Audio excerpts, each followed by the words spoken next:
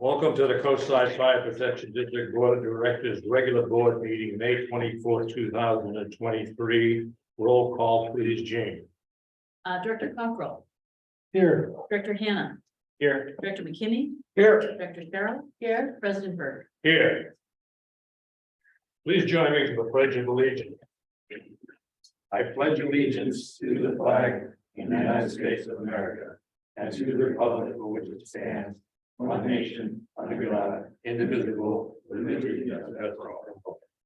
Thank you.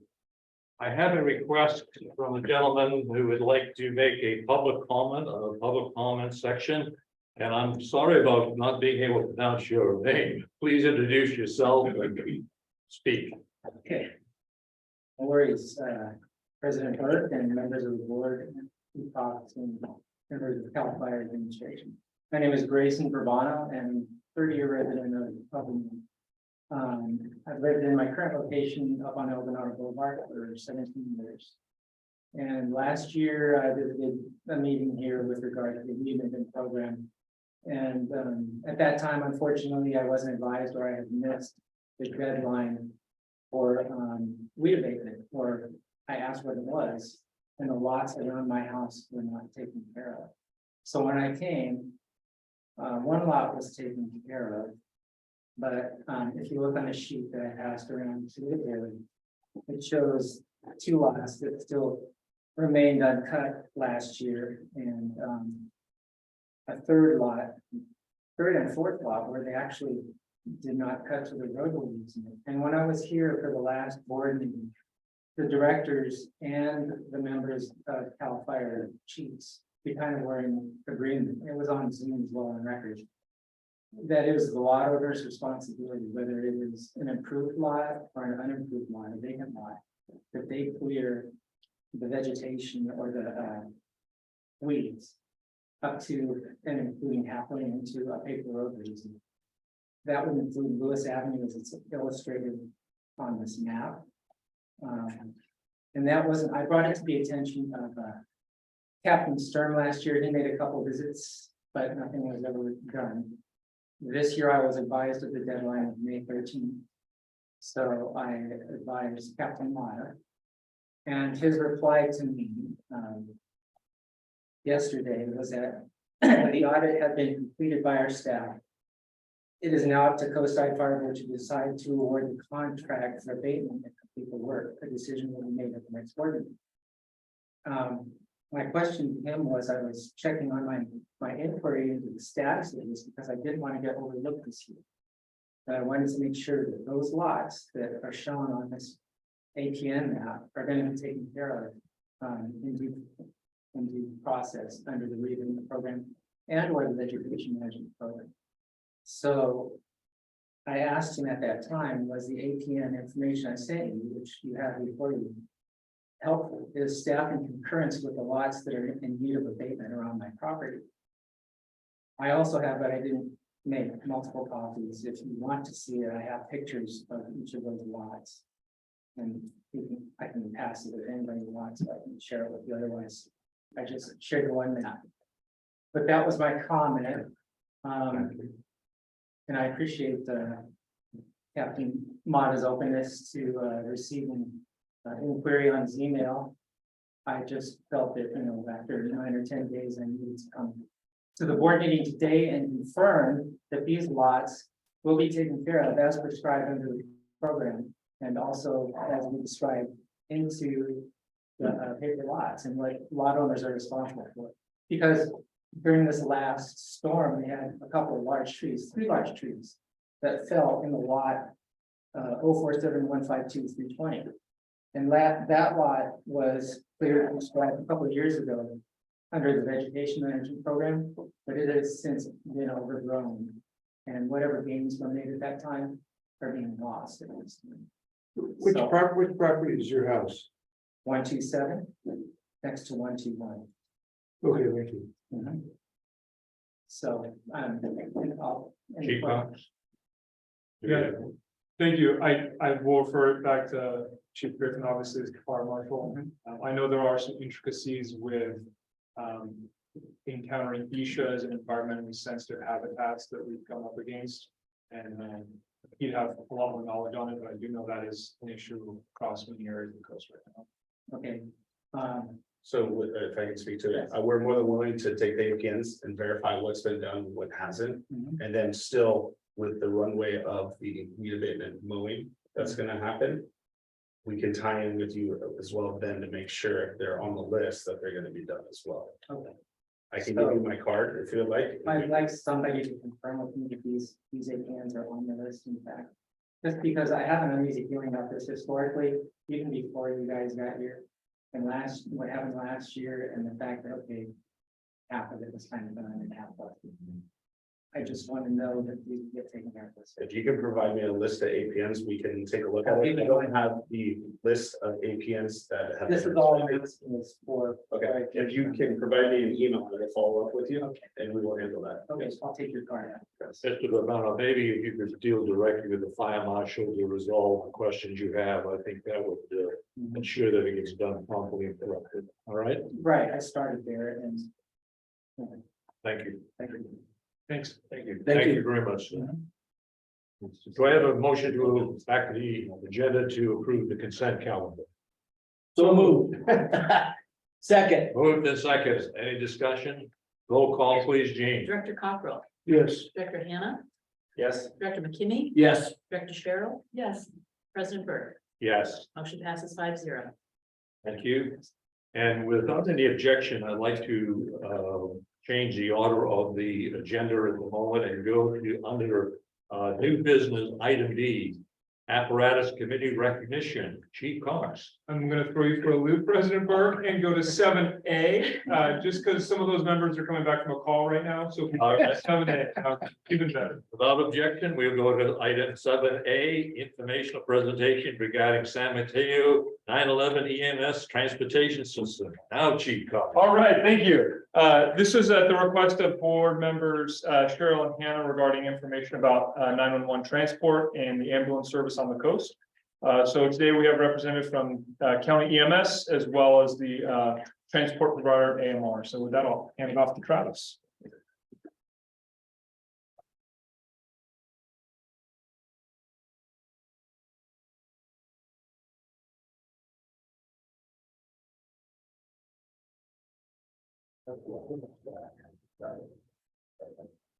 All right, good afternoon, President Burke, members of the board. I'm Travis Guzman, I'm the county's director of emergency medical services. Thanks for welcoming me out to the coast and the opportunity to share with you a little bit of information about the EMS system. Coastside, I know some of you have seen maybe one or two of these slides because I see some familiar faces and others will be new. So apologies if redundant, but perhaps doesn't hurt to revisit. So this is not playing in the right order for some reason. Sorry for those that are online. I'm not trying to visit you, I promise. Okay. So this week happens to be an opportune time to come and speak with you all because it's EMS week. Why are you doing that? I'm sure. This should be my first slide. So let's see if we can get it to go the right way from here. So I have a little bit of a video to share with you all. I think if I click in the middle, it will probably play. Top, please. The top plays it. Top is not playing. Top is not. Maybe if I do it from the computer. Yeah, whichever button you're not Okay. hitting. I have a better idea. Because you know this thing, can I just say next? Oh, no. Yeah. A lot of pressure. Yeah, that'll save people from getting busy probably. You're right. Oh, it's not just me. That's what he was doing. So you got a preview of what's coming next, so there should be no surprises at least. I'll take the mouse. Okay.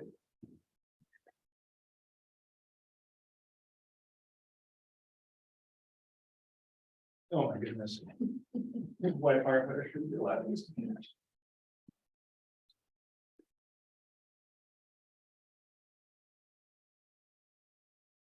Yeah. No. There it goes. Now it's gonna happen. There we go. During EMS week, we honor the life-saving work of our EMS professionals in San Mateo County. It's where we prepare and train for the moments that count, and where we work together to help those in need 24 hours a day, 7 days a week, 365 days a year. It's where we care for our neighbors and our neighborhoods. and where we lean on each other when the days and nights are long and grueling. It's where we face the tremendous obstacles and do the hard work that takes exacting skill, courage, and grit.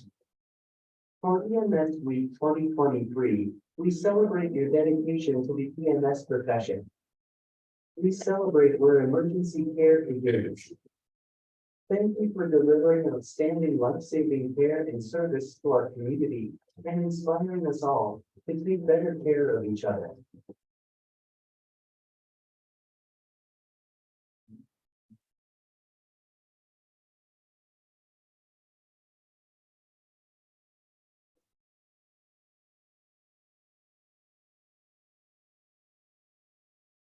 Right, so thanks to all of you. I would put you in that leadership category clearly for your support and everything that you do relative to emergency response here on the coast.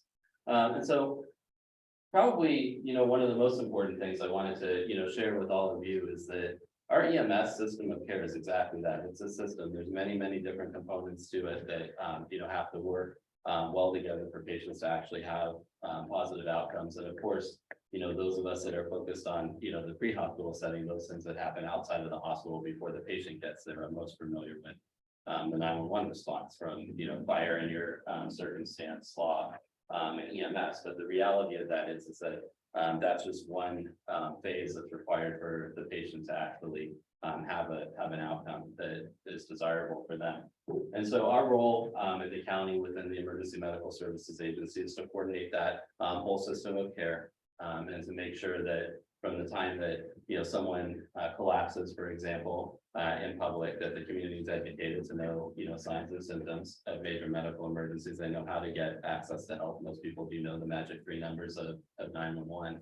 But as importantly, that our first responders, which are really the dispatchers, are well equipped to actually direct the public and taking necessary steps to mitigate whatever the emergency is. And from a medical standpoint, start delivery of care. So, as examples, they can instruct folks how to do CPR to go and look for an AED, how to stop life-threatening hemorrhage, and they can actually even talk bystanders through assisting with a childbirth. And so, just a couple of examples of the important work that they do. And then by design, the system responds with paramedics on first response apparatus on the fire engines, and then behind them comes paramedic ambulance, and of course, the patients are transported to the most appropriate destination.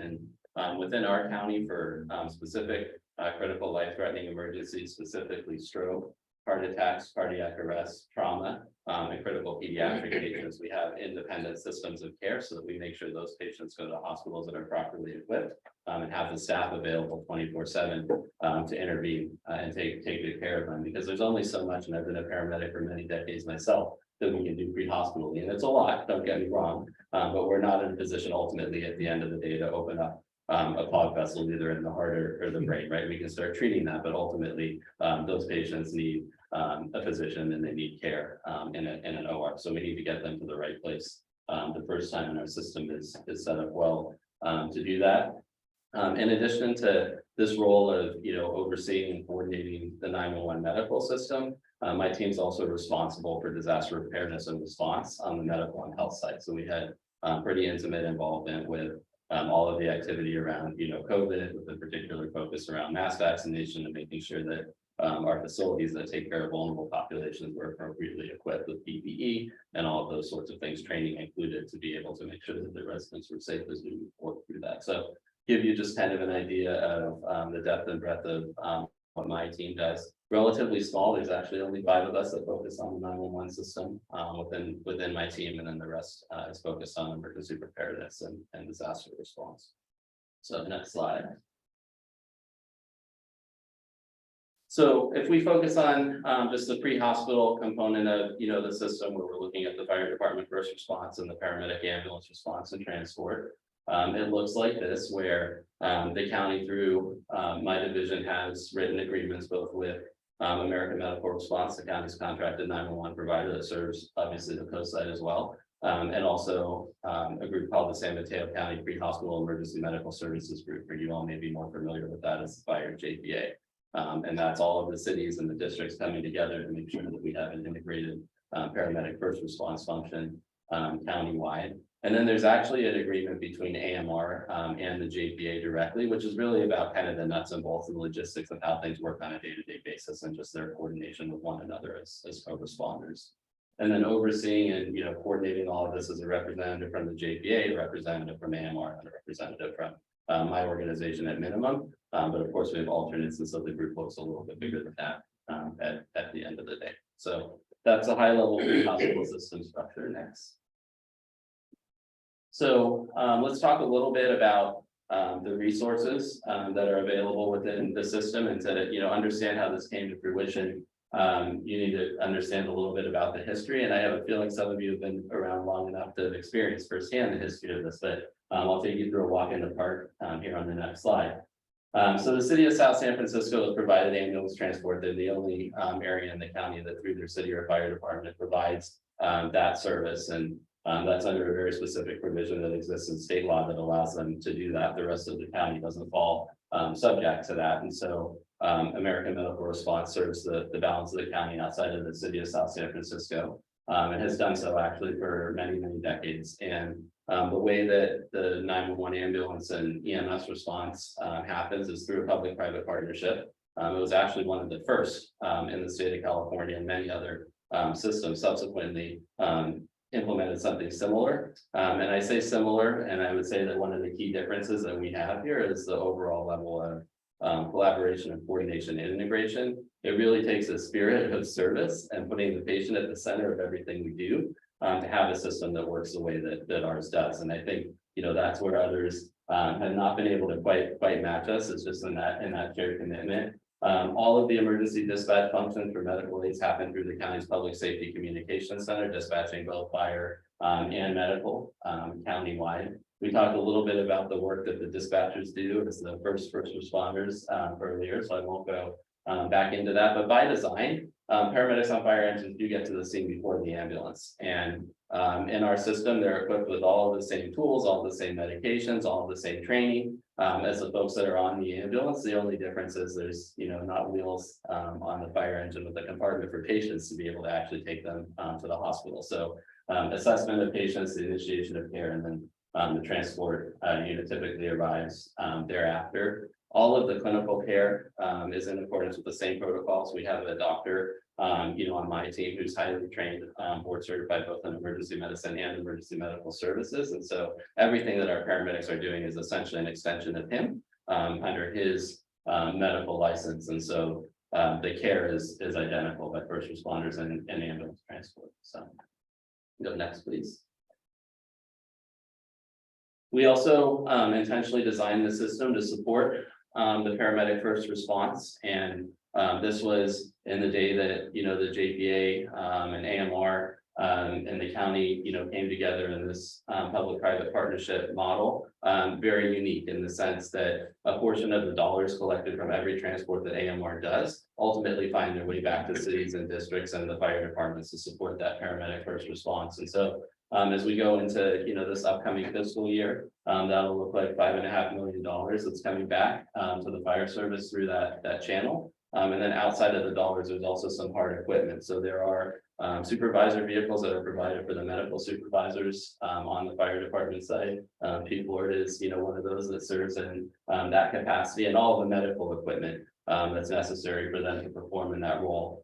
Which, like the fire engines, requires cardiac monitors, defibrillators that are very sophisticated and expensive, video guided devices to help us insert breathing tubes in the field. We're one of the only systems in the state of California that has that deployed across all first responder and ambulance paramedic vehicles in the EMS system, all of the medications, and of course the patient care documentation system as well.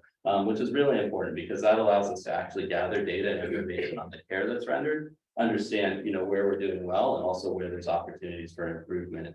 Our system is busy from a 911 standpoint. I would consider it to be a mid-size, system. And the truth is, if you're trying to measure whether you're doing things right for patients and getting the outcomes you want, you actually have to treat a significant number of folks to be able to do that. You can't just look at 5 patients over a year and know if that's really happening. So the power and ability to do that is really important. There's a lot of tools that operate in the background too, that automatically go through and they look at, are the paramedics adhering to protocol, not adhering to protocol, so on and so forth. So we can target education and target support on the go forward. So what does it look like here on the coast side? I figured I'd pull some data for you since we do have access to that. And what you see in terms of response volume, the bottom line is the bottom line. So on the JPA first responder side, about 2,500 calls or so that were run here in 2022. On the paramedic ambulance side, that you see very similar. You see that the numbers are slightly different. And the reason that they're actually slightly different is because there are certain calls that an ambulance responds to that a fire engine doesn't. They're very few and far in between, but some of those are for behavioral health transports and some of those are for specific transports out of elder care facilities that are a hospital to hospital transport that doesn't require that first response. So very slight difference there. We do differentiate them in terms of whether or not we respond with lights or sirens. I think probably most of you are familiar that there are some calls that we don't respond to with lights and sirens because we know, for example, those are chronic conditions, they're not life threatening, and it doesn't actually merit putting either the responders or the public at risk for that sort of a response. So next slide. These give you the response time requirements across the system for both the fire department, first response, and the ambulance. They vary based upon how difficult the location is to get to. I think most of you would appreciate that getting to a call here in the city of Half Moon Bay is oftentimes not particularly challenging. But as we look at parts of the southern coast side, particularly as we start getting up into the hills, we're looking at a different scenario in terms of access. So the response times do reflect that. Next. And so both the JPA, which includes the fire department out here, and AMR are required to be on time to 9 out of 10 calls, which is very stringent. And the good news is that they exceed that requirement quite handsomely, the overwhelming majority of the time. And so while we do have upper thresholds of what's acceptable from a response time standpoint, I can tell you that by and large the actual response times are far shorter than what those standards are. So this is a look back at this current contract year, July 22 through April, that we obviously just passed through. And as you can see, the response times on both sides are actually very good and definitely compliant with the agreement where, we had a challenge back in September of 2022. I think many of you will remember that we saw heat unlike anything that we had seen in recent years past. And that truly did tax the 911 system on the whole with volume. But, nevertheless, we're, a couple points shy of that 90%, and it's not a far miss by any stretch of the imagination. So zone 5 for reference, and the map on the right is obviously the pinkish color that's on the left side of that. So that's essentially the whole coast side, and the dividing line on the east, most of you will probably recognize as predominantly Highway 35. Right at the top of the hill. Next. That's all I had for you, unless you had specific questions or thoughts for me. I certainly, if you have time in your agenda, would be happy to entertain that. Yes. Thank you so much for your service, for what you do for all of us around here, and for an excellent presentation. Thank you very much. Thank you. What about, we on the coast side lack medical facilities. And so without a hospital and really without an urgent care, the entire population, and what do you use for population numbers for us? Something around 30,000? Yeah, we look at the population of the system as a whole. I don't know exactly, what we would consider the most current population for coast side. We can certainly, look at that. I think, relative to the medical facilities that, do or don't exist on the coast. We are unique in having Seton Coast Side as a standby emergency department. The ability for them to function that way is actually a carve out in state law. Typically, a facility like that wouldn't be able to deliver those types of services. So, we work hard with the state authority to, make sure that that is available and preserve it. What I, will say at the highest level is that the sickest patients are those ones that need the specialty care and those systems that we talked about earlier. And for a facility to be proficient with that, they actually need quite a lot of volume And so I'm not sure, because there's national standards on that, that even if there was like a full service hospital out here, to tell you the truth, that they'd be able to meet those minimum numbers to be able to do that. So I guess it's a long-winded way of saying that I think we're kind of stuck for, the most critical patients, that they're likely going to be, going over the hill for that care. Which must be why we really don't have a hospital facility here. Truly at all. What happens when we have, my understanding is there is one ambulance in the coast side stationed here at any Sure. period of time. Ambulance picks up a patient, transports them to any hospital off the coast side. Yeah. And then has to wait there and it's held up for a while, right? While the patient is offloaded and whatever happens. Sure.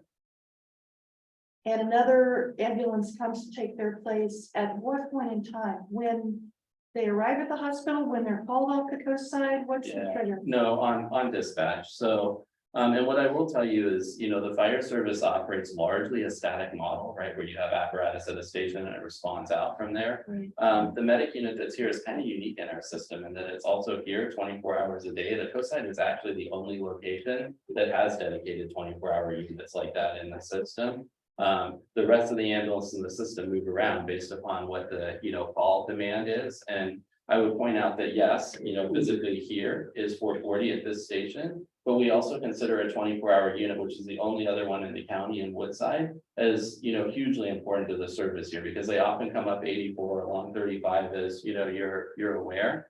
And then, during peak times, or when we know that there's impacts here, weather, the pumpkin festival, the list kind of goes on, right? We pre-position additional ambulances out here to make sure that there's coverage. So it's not just one ambulance, and that's really the benefit of being part of the broader system, is that we can, move units like that. And, I would say the unfortunate recent experience of, the shootings at the farms as well. It's a good example of the system's ability to back up the coast side, when it needs it. There were more than enough, ambulances for those, victims, and had there been, more, there would have been more than enough already available here as well. So, yeah. So. What is the time typically that an ambulance is at a hospital and not able to be reachable? Yeah, great question. So I'll tell you that's available on our website. If you just Google San Mateo County EMS, we keep it updated constantly. You can see all of the hospitals in the county. You probably, read or hear in circles about really protracted times for ambulances to turn around at the hospital. And what you'll see from, our data is that that is the exception when we have a delay there and not the norm. We typically, 9 out of 10 times, we look 90th percentile out of the hospital between about 15 and 18 minutes after arrival, which is well within the state standards. Now, that's not to say there's not a blip here or there, in an anomaly, because there certainly is, but our times have been amongst the best in the state. And really that goes back to, that spirit of collaboration that I was talking about before. It goes, beyond pre-hospital, but into our hospital partners too. Who we're in close communication with all the time, understanding that if they hold an ambulance, right, that's the next chest pain patient that's actually waiting for that. There's not unlimited resources. How many ambulances would you have? Did you say you have 5 teams that are active ambulance teams at any given time? No, I said on my staff, there's a total of 5, including me, was the 5 number that I threw out earlier. But AMR can probably share with you at any given point in time how many ambulances are on the road. We as the county require them to have however many ambulances they need to meet the response times, right? It's not a set number, but what I do know from, looking at the system, from our perspective, when we look at, kind of peak time when the most ambulances are on the road countywide, it's about 25. And does the fragility of our vehicular egress present a challenge to you, whether it's 84 or still down, or just something even like Higgins Canyon out here that's maybe a year from being actually totally repaired? Sure. Is that a concern? Oh, it's a concern for sure, right? But I think, as it's also not a new challenge for, the coast side. And again, the system, adapts around that.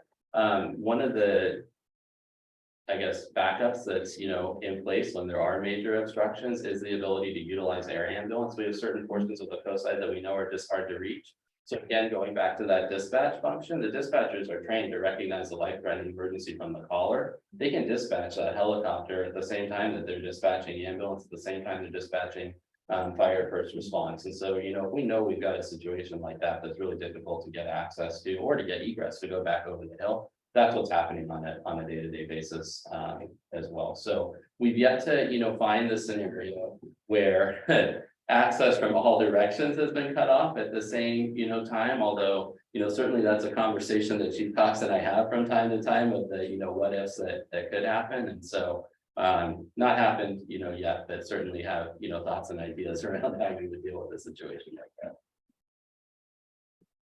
Who determines whether it's the Stanford Life Flight or it's an AMR helicopter or it's some other service?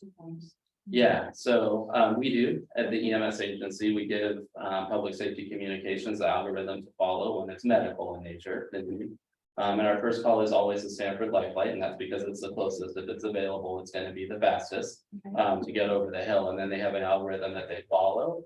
The two providers that have the largest number of helicopters, you know, right behind Stanford, are a group that's called CalStar and a group that's called Reach. Unfortunately, their ambulances, their area ambulances are coordinated out of one call center. So County Public Safety Communications calls that main line, and then they'll determine what the closest available helicopter is, and they'll send that if Life Flight isn't available. But it's always Life Flight, seconded by either Reach or CalStar. Caveat to that is if there is, you know, a rescue and extrication component to it, we might turn to CHP, the incident commander, you know, might make that decision because they have existing capabilities and some others that are available on the public safety side of the house. Monopolize the questions. Anything else? Thank you. Okay, yeah, glad to be here. I'm available. Thank you very much. Yeah, reach out anytime. Keep up the good work. Chief, where are we? 7B. All right. 7B, apparatus committee recognition, Chief Cox. All right, Please. thank you. And I will have Chief Armstrong help me once I get to the step.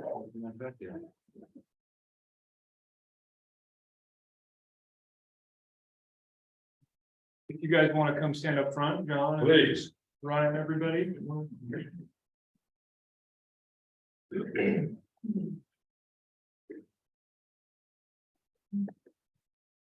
All right, here we go.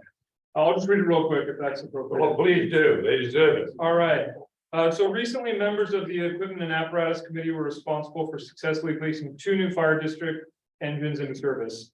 The committee voluntarily worked tirelessly on the project, spending hundreds of hours researching and selecting the best fire engines for the district, ensuring these new engines met the district's unique needs.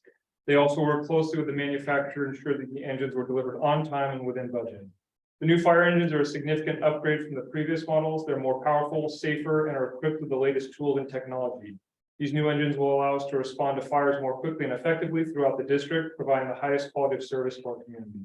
Specifically, these Equipment and Apparatus Committee accomplished the following: researched and selected the 2 new engines that met the needs of the district, worked closely with the manufacturer to ensure the engines were delivered on time and within budget, traveled multiple times out to Wisconsin, where the factory is located, to inspect each apparatus, research, ordered, and installed the latest tools and technology, and finally trained firefighters on how to operate them. In recognition, we would like to take this opportunity to recognize and thank the following members of the Equipment and Apparatus Committee for their hard work and dedication to the district: Battalion Chief Ryan West, Fire Captain John Minkstein, Fire Captain Rob Anderson, Fire Apparatus Engineer Nick Bear, and Fire Apparatus Engineer Peter Bernal. We're grateful for the committee's hard work and dedication. Their efforts will make meaningful differences throughout the coast side for years to come.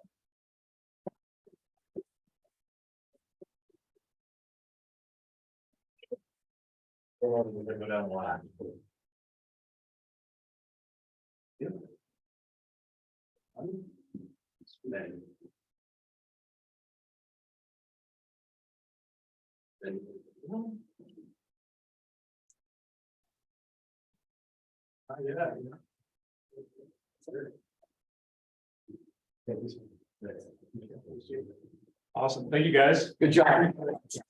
Thank you all. Please extend the thanks of the board of directors as well for your outstanding job. I've had a chance to look at those engines, and boy, you did an outstanding job. Thank you very much. Thank you. Do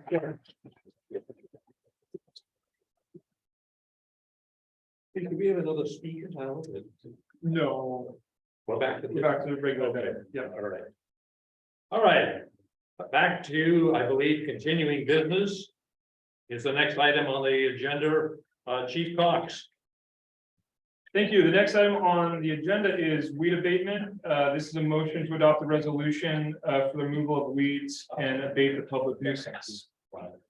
This is, do I have a motion to adopt resolution number 223-10? So moved. So moved, Second, moved and seconded, discussion. Roll call, please, Jean. Director Cockrell. yes. Director Hannah. Yes. Director McKinney. Yes. Director Cheryl. Yes. President Burke. Yes. Motion passes 5-0. Moving on to continuing business, item B, consider and approve resolution of the District Court of Coastside Fire Protection District authorizing the deputy chief to execute an agreement with Division Bravo LLC for weed abatement services. Chief Cox. Thank you. This is the culmination of an RFP for the actual services to remove weeds. Division Bravo LLC was the lowest bidder. You do have the results of all the bids in the packet as well. Yes. Do we have a motion to adopt resolution 223-11? So moved. Second, Moved and seconded, discussion. Roll call, please, Jean. Director Cockrell. yes. Director Hannah. Yes. Director McKinney. Yes. Director Cheryl. Yes. President Burke. Yes. Motion passes 5-0. Item C, continuing business. Consider and approve resolution 223-12, contract the amount not to exceed $265,450 to VNH Builders for work on the Station 40 new fencing project. Chief Cox. Thank you. This was also a culmination of an RFP put out based on the plans that were drawn up for the security fencing and marking project for here at Station 40. The vendor that we are recommending, VNH Builders out of Burlingame, came in significantly lower than the other bids that we had. The bids are in the packet. Happy to answer any questions too if there are. We have, First of all, let me just get the resolution on it before we do it. Do I have a motion to accept, to approve resolution number 223-12? so moved. Second. Okay. JB, question. Yeah, I had a question. And I'm assuming the answer. We've checked that they're reliable and we get one that's quite a bit lower. I looked at them. Looked like they were considerably lower. They have a good reputation, they do the work. Yeah, and I think Gary actually reached out to Kai on this because it was a little bit of a red flag that it was significantly Right. lower. And there was nothing that gave him any impression that they shouldn't award the contract. Okay. So when we go strictly the price is what we go by, and we don't buy, look at maybe somebody who was local who wanted it and who came in too high. Just unfortunate. Yeah, this is a public works project, so you're governed by the public contracts code and you have to take the lowest responsive and responsible bidder, and they met all those characteristics. Okay, thank you. We have a motion and a second. Roll call, please, Jean. Director Cockrell. Yes, Director Hannah. Yes. Director McKinney. Yes. Director Cheryl. Yes. President Burke. Yes. Motion passes 5-0. Thank you. Moving on to item D. That has my name after it. Let me just make a couple of comments. At our previous meeting, we discussed at some length the CalPERS obligation. And let me, first of all, this discussion has nothing, excuse me. Should you note that I'm I'm recusing myself? You want me out of here, Gene? Can do. Director McKinney recused himself from discussion. Let me, first of all, make a couple of, this subject discussion does not have anything to do with Cal Fire at all. But I think it's just an education effort on our behalf of something that we asked of the chief and the staff to follow up on at our last meeting. Namely, that what's involved if we were to try to address the miscellaneous portion of our CalPERS organization, what would be involved? How many votes, direction, monies, how many people would be involved. And in the packet, if you were to, we have in our packet, both the safety CalPERS obligation as well as the miscellaneous obligation, which is really the administrative people primarily that were involved in, if I could find it, which I can.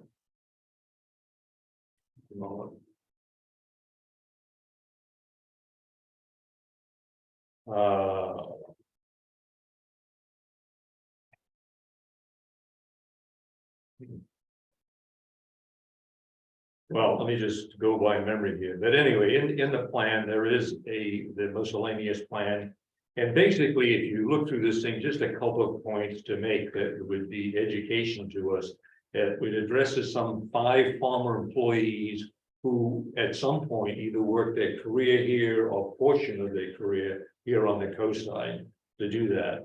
Our annual payment for these individuals currently is some $24,000, which is indicated on page 4 of our handout here. And we're currently 69% funded for those individuals as at the moment, those 5 people. We are not fully funded for them. It would take an additional $750,000 if we would choose to do it to be fully funded for just those 5 people. And the unfunded actuarial liability is really dependent on CalPERS performance, investment performance each year.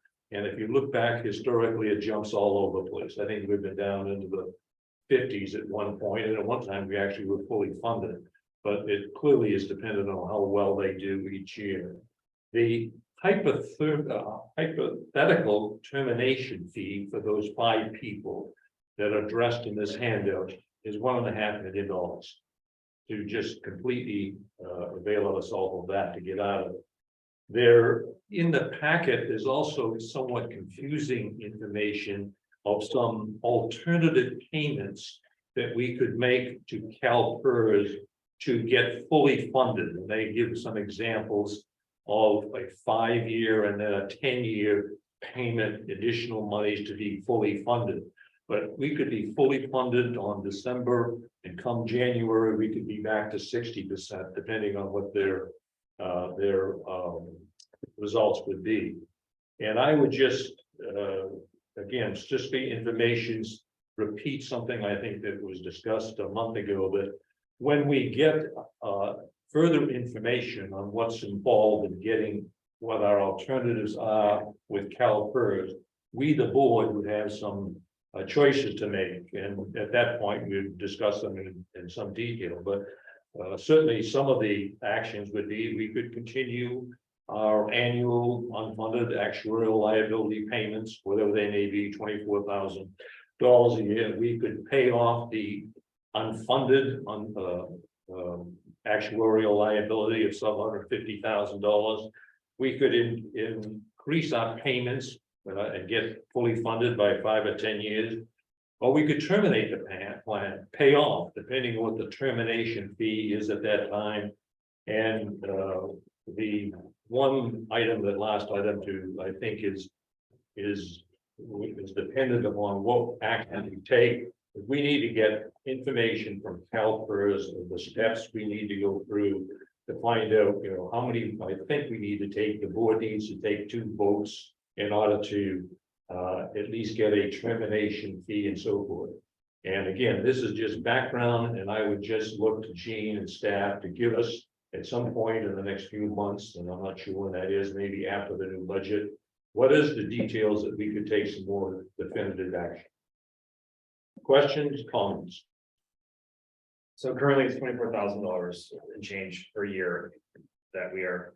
For those 5. Does that stay, is that pretty consistent? Does that also fluctuate with the market? It It does fluctuate, right? yeah, it does. But within, Yeah, that's the example they used. and currently a complete close out of this contract would be the 1.5. What is in the report is that hypothetically. Hypothetically. 1.5. You're saying if we need to request Yeah. that information. Yeah, and I would just add, I guess, to this, certainly the number one priority we have is finishing Station 44 and whatever the payments are on that, but assuming that we had the financial resource to even consider it, that depends on what happens with 44.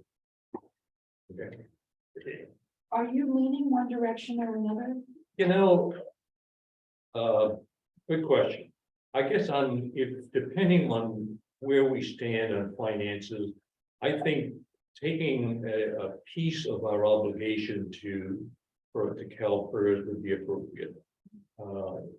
Their performance has been so erratic, and not to get political, but they've been known to be involved in some so-called ESG decisions on their investments and so forth. And it would seem to me that personally, that I would lean towards, if we have the resources to determine on just the miscellaneous. Any further comments or questions? There's no action on this item. Anything at all? Thank you. If we were to terminate it, would we then be free of any obligations for everything On those 5 people. on those five? So who would assume the risk? Well, the CalPERS would assume the risk. We paid the money to them, they in turn would reimburse the retirement of those people. Okay. Yeah. Anything else? No. Okay. Again, just strictly information, and we'll see at some point here in the future what we're going to be able to do with that. Okay, thank you. I can get it. Okay.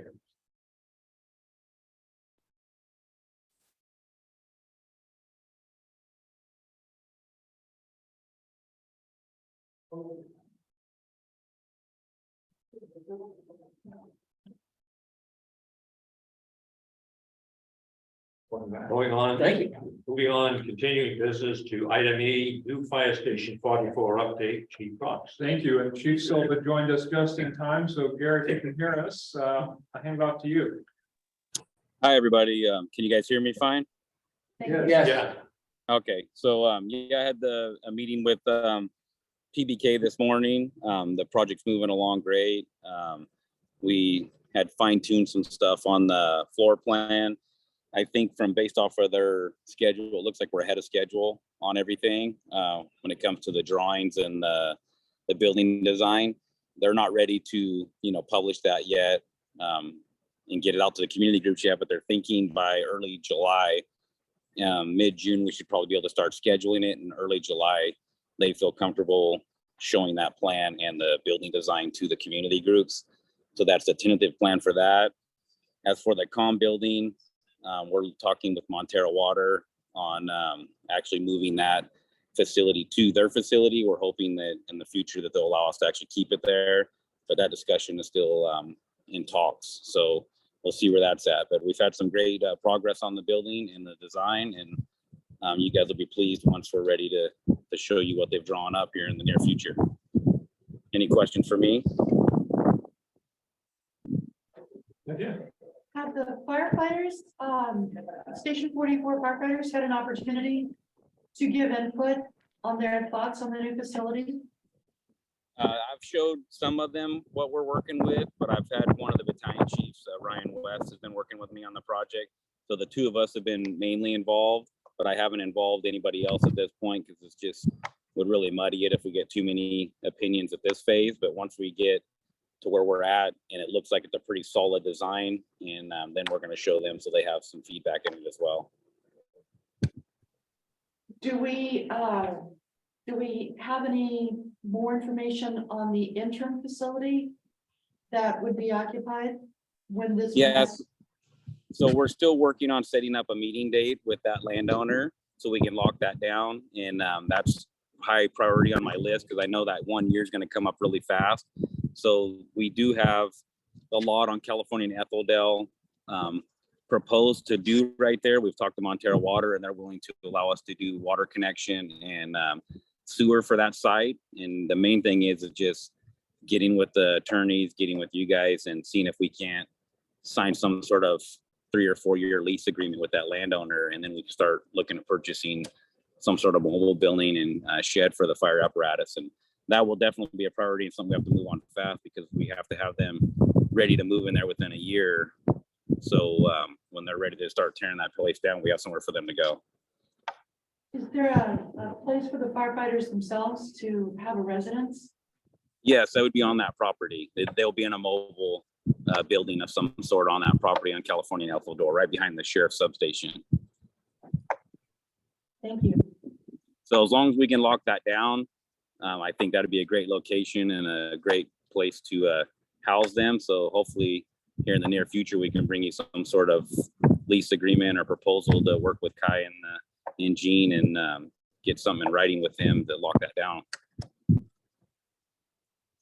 Sounds good. Any further questions? Do we need to have anything done the geotechnical? Seems to me, that- They did a soils test a couple of days ago. okay, just a sort of, thank you. Other questions? Thank you, chief. Thank you. Sorry, I was running behind them in Reading in a training class and then I was locked out of my room. So I'm sitting outside because my key didn't work. You gotta keep it away from your cell phone, man. Thank you. Thank you. Okay. Moving on, let's see, to new business, we've done AB, introduction of item C, introduction of amendment to ordinance number 2015-01, setting compensation for board members at 193.90 per meeting, not to exceed 2 meetings per month for a minimum monthly compensation, for a maximum monthly compensation of $387.80 attorney salary. Yes, good evening. This is a continuation of a discussion you began at your last meeting, and you gave direction that we bring an ordinance amendment back to you for introduction, which would do exactly what President Burke has just indicated, which would increase your compensation per meeting to the statutorily allowed maximum, and to limit your payments for 2 meetings each month. And that would mean on a day where you have multiple meetings, like today, that would be considered 1 meeting. If you'd like, I'll go through all the background again, but we did a very long presentation last month about the authority to do this. The fact that you needed to choose a compensation rate and set the number of meetings. And so with that, what we're asking that you do is open a public hearing, allow for any public comment on this, close the public hearing, then have your discussion. And if you are comfortable with the ordinance as amended, introduce it this evening. It will then be put back on your agenda for a second reading. If the second reading is approved, it will become effective 60 days thereafter. And with that, I'm happy to answer any questions. Thank you. First of all, let me open the public meeting to see if there's any member of the public who would like to make any comments on this issue. Hearing none, I've closed the public meeting. And questions for Attorney Savory? I think we pretty well beat this horse to death in the last meeting. Thank you very much. All right, do I have a motion to introduce ordinance waive further the schedule ordinance for second reading and adoption at the June 23rd to June 2023 regular board meeting? Do I have a motion? So moved. Second, Moved and second, discussion. Roll call, please. Director Hannah, No. Director Sherrill, Director McKinney, Yes.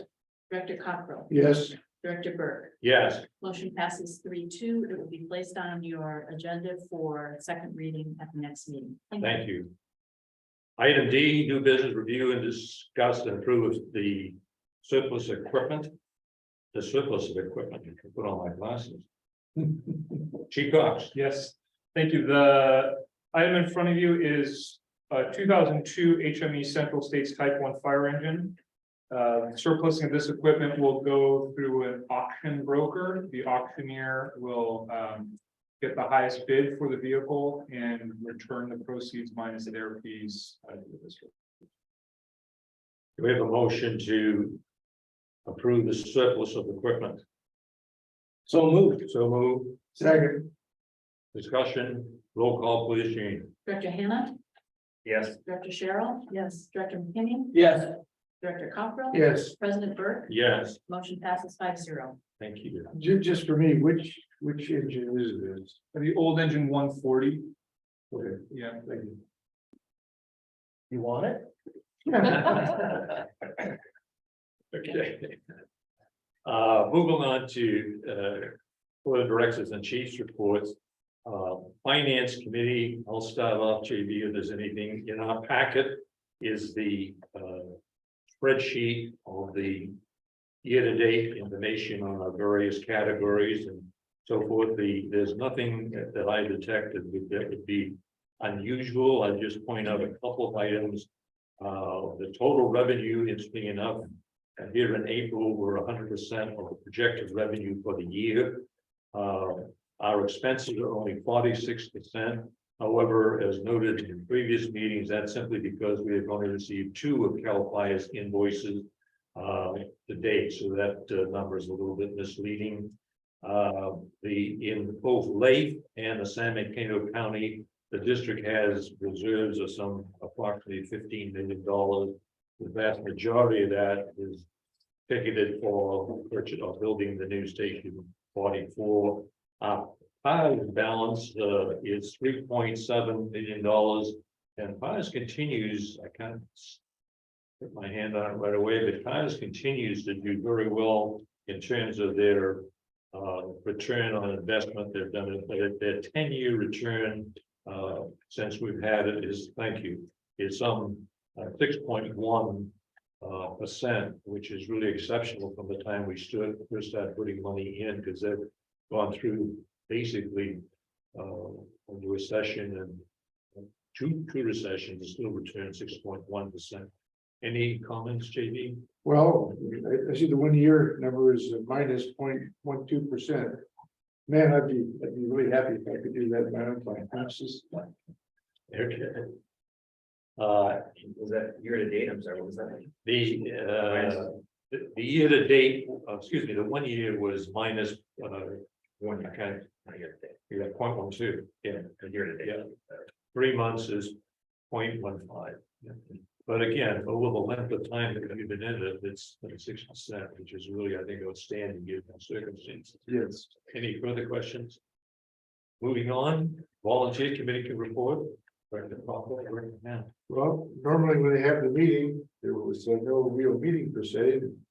Director Hannah was very busy cracking crab. That's what he got to do on the meeting day. I will comment that Sandy and I did go to the crab feed. And my gosh, it was great. It was. Good crab, good salmon. It's well worth going. And I look forward to going again in the future. Absolutely. It was a great community building event. I hope that it was profitable in terms of a fundraiser. Yes. Was it profitable? Well, I mean, guaranteed everyone enjoyed themselves, first of all, very much so. And with the way that we did our silent auction for charity through the Half Moon Bay organization. We did silent auction and then some portion as a live auction with one of our gregarious firefighters, Chris Romeo, out there with a cowboy hat on, and he had the crowd going, so it was very successful. Not the largest number of people who were able to come or show up or buy tickets, but very much so made up for it. It was a great evening. What was the first time since the pandemic? It was the first time since when That's what we do it as well. Yeah, and the concept of doing, something else as well, similar to that, or other people had such a good time that were there. They said, why don't we do other, a ball or something that's, things that have been done in the past. And then from a active perspective, because I volunteers, the new academy looks like they're scheduled to graduate July 1st. That will be a wonderful day. We'll be able to celebrate all of them. How many look like they're gonna make it out of the group? I fully anticipate all 6, but I won't. Outstanding. Congratulations. Huge effort. So that's gonna be upon us any minute. It'll be a good day. Hopefully we'll have good weather. I have nothing further. Chris Romeo should be the auctioneer for every event Fireside ever decides to do.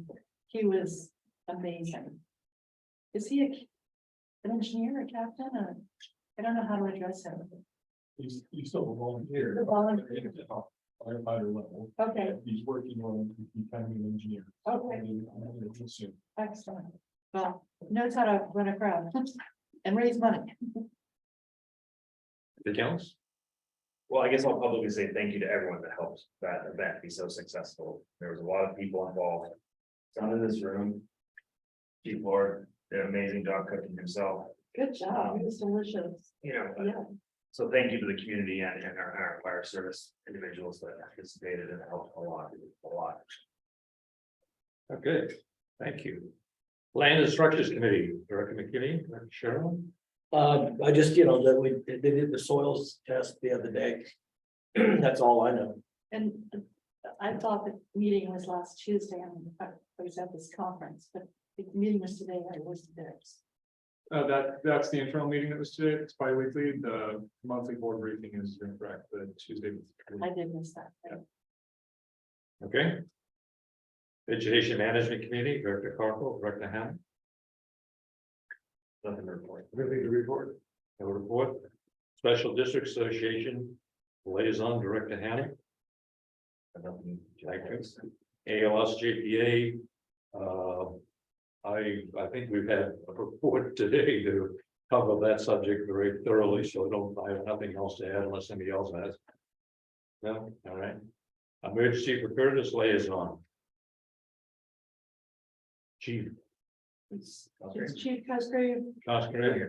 said he would try to come on Zoom if he could. You're not seeing. Well, let's go on, and if he comes back, if he comes on, we'll go back. Okay. Server report, Director Cheryl.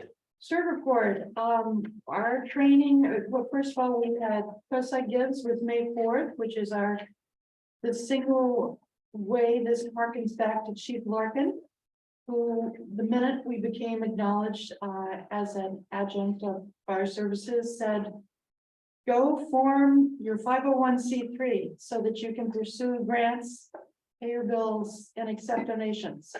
So we dutifully did that. And thanks to him, we've been a part of COSI Gives now this is our 4th year. And in one day, we raised $20,000, which is our operating budget for the year. So we are very grateful to being 100% community funded in our efforts to train anyone who wants emergency preparedness and response training without charge on the coast. So we are grateful to our community who supports us as they do. Our ACT Advanced Cert Training class 3 in disaster preparedness for pets took place on the 6th. It's always a popular event and was very well attended. And our instructor, who's also a commercial pilot for Southwest Airlines, did a brilliant job. Coming up on June 4th is ACT 4, which is radio training, which is something that it became very popular during the CZU fires, but in the January storms, it really gained traction. And now that class we may have to have 2 sessions of it because people are very interested in how they can communicate with each other when telecommunications here go down. June 10th is COSI Preparedness Day here in Half Moon Bay. This is a big event for the city. Every response agency is involved. I was speaking with Joe Butcher from the city of Half Moon Bay, who's coordinating this. And he is looking forward to every agency, the professional agencies, the volunteer agency, everyone who is a community support or social service agency that gets involved, like Puente and ALAS and COSI Hope. All of those agencies are going to be there along with the American Red Cross, LAEG, everybody in the whole area. And this is the first one they've had since May 4th, 2019. COVID cut out the ones in between, but now we're coming back and doing it. It's a huge one big day event. It's on Kelly and Maine. And they are really looking forward to a big turnout from fire services with the heavy equipment, with all the bells and whistles you'd like to bring. They'd love for the volunteers to be a part of that presentation. Spirit will have 4 canopies representing all kinds of different activities and events. So I guess I'm a cheerleader today for being involved with the June 10th COSI Preparedness Day. And they emphasize COSI because it's not just the city of Half Moon Bay, it's everyone from Montero to Needham. So, then finally, because I'm almost finished, June 26th to July 1st is the National CERT Conference, which lo and behold, it's gonna be held in our backyard, Burlingame. And the way that some people come from all over the country, the way that works is that there are 3 days of pre-conference training and then 2.5 days of the conference itself. We have a very good showing of people who are coming for pre-conference training, which really is, to be honest, its primary value to this CERT program, COSITE CERT. People are going for advanced leadership training. They're going for becoming certificated as instructors in Spanish, in CERT and at LISOS, and a whole variety of task book things, active shooter exercises, just a lot of different classes that are conducted for 3 days. And your pre-conference training comes in multiple flavors. If you could do a three-day class, a 2-day class, or a 1-day mornings or afternoons. So it's a big commitment, and we've got a good cadre of people who are going to come out better trained. What are those dates again? It's June 26th to July 1st. So it's the last week of June, and that July 1st is a morning meeting only. And I'm gonna scoot back there because I want to see the graduation. Here on Okay. this side, and I will come in for the board meeting that happens in the middle of that week. Very good. Thank you. Thank you. Attorney's report. Nothing, thank you very much. Good. Fire marshal's report. Thank you. Our deputies went out last week and inspected the lots in question. There are 350 lots. We found 86 not in compliance. So that will be followed up. The fee study is moving forward. Reached out to the company after going through the RFP process, and we're gonna start getting that ball rolling. That's looking about a 16 to 20 week process, but hopefully that'll go smoothly. Other than that, we had the vegetation management action plan town hall meeting at the brewery approximately 2 weeks ago. Pretty good turnout from the coast, and very informative, got good response from the public. We'll be following up with a second Zoom town hall in mid-June as our second round of this as well. And other than that, we had 63 plans reviewed this month on the coast Slow it down. and a report. Your person reviews presentation is Yes. outstanding. Thank you to Jordan Moda, kind of ran the show there, MC'd it, the MC that normally does it, was ill, so he was able to step up and really kind of drive the ship there, and was, through all the coordination for the event, really took lead on it, so big thank you to him. No one would ever have known you weren't the original lead. Great job. Well, thanks. Yeah, like I say, you definitely nailed it, I mean, really, Thank you. get people engaged. When you, excuse me, when you said that 87 didn't, the lots inspected were not. They're found to be not mowed. Not mowed, oh, okay, that's all right. That's good, thank you. Other questions? Thank you. Fire chief's report. Thank you. Just a few things. Last week, we had a wildfire evacuation repopulation training at 3 locations throughout the county. It was a interagency event between CAL FIRE, COSITE County Fire, as well as the Sheriff's Office and DEM. The target audience was field supervisors from law, fire, and PSC. We had about 150 people come through the training between 3 days. The training was kicked off by County Executive Mike Allergy, and just a really good review for fire and law about the process for evacuations, roles and responsibilities, the repopulation process.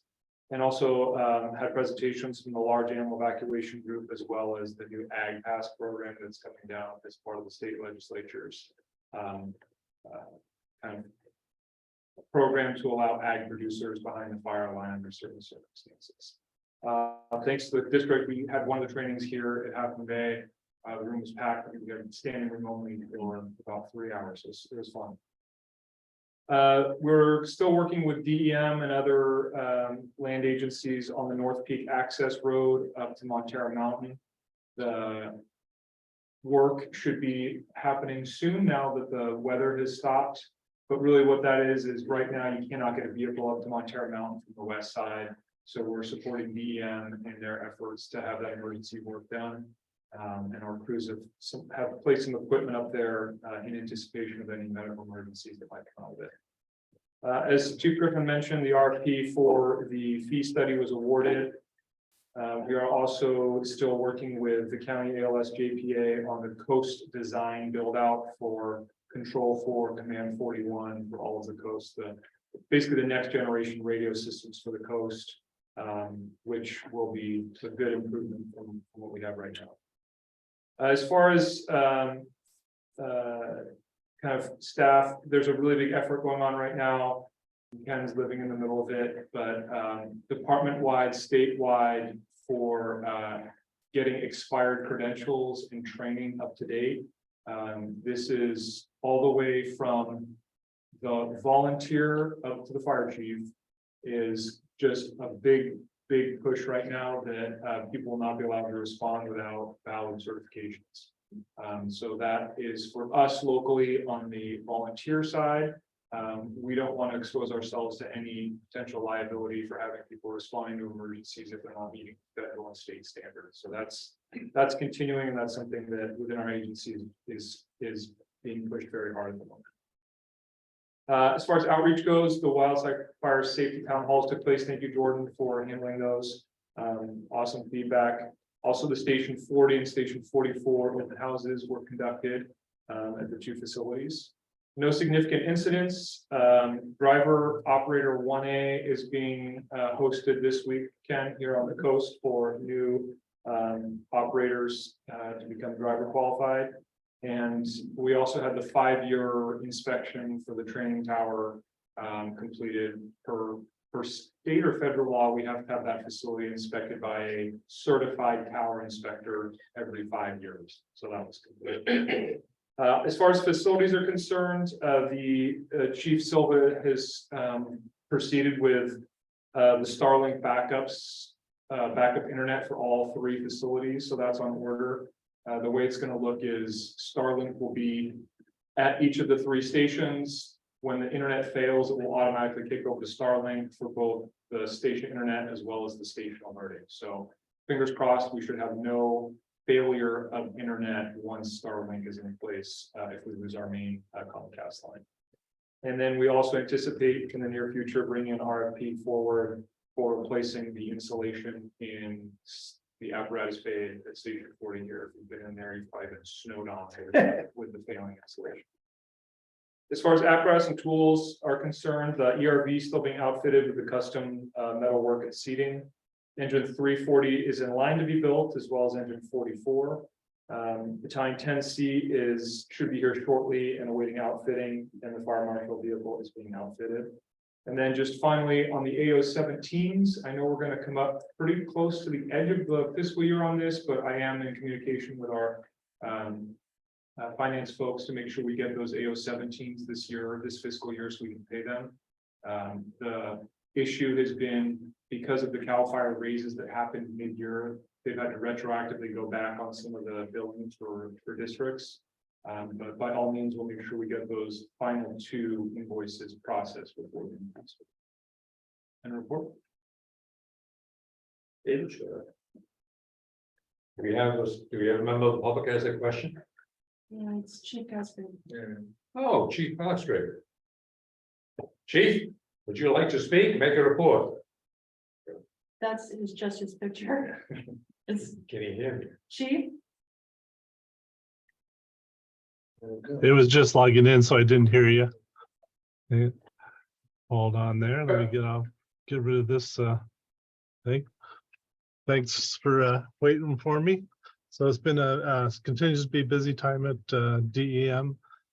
We just had a public assistance briefing today with FEMA for the wind events that happened after the January storms, and they're out doing assessment right now, which we believe will qualify the county for wind caused damages from February 21st on. So we originally were not included on that. We appealed it because there were damages that were found late in the game that we thought would bring us over the threshold for federal assistance. So they're investigating that right now.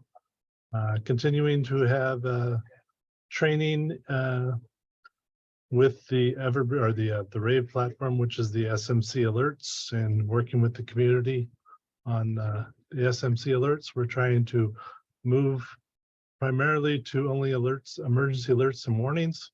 And working on fine tuning the operational bulletins would be email only. Because what happens with the way the state is set up with the emergency alert warning system, they get a priority feed from the cellular carriers to send out the messaging. So we're not supposed to be sending out traffic alerts. We're not supposed to be sending out briefings for different organizations that have been used. So they're kind of the rules have been there, but they're starting to enforce them and change the platforms for us. So we're working on that. Have a lot of trainings here at the Department of Emergency Management, continuing to work with Caltrans. They're going to be starting work on 92 next week for the next 2 weeks to start on the slide area. They've told us today that they won't be stopping traffic. So we're hoping that that's true. We reemphasized that we really appreciated the PDF they gave us for the tree clearance that was going on, stating their work, but all that goodwill kind of bit us when they started 45 minutes early, stopping traffic, and all the phones at the county and the city of Half Moon Bay went off the hook for people complaining and all that. So we expressed to them that we really appreciate the notice of those things, but they need to stick to their time schedules when they can. They blamed it on the contractor. And they said that they'll try to enforce more controls on that. Other than that, I'll be at the Citizens Academy for Half Moon Bay tomorrow. And I'm sure you've talked about the June 10th for Half Moon Bay's Disaster Day, and the county's emergency preparedness, or the disaster preparedness day, is going to be August 5th at the County Event Center. So if you have any questions. Anything else, Chief? That is the report from DEM. Thank you very much. Thank you. All right. Thank you.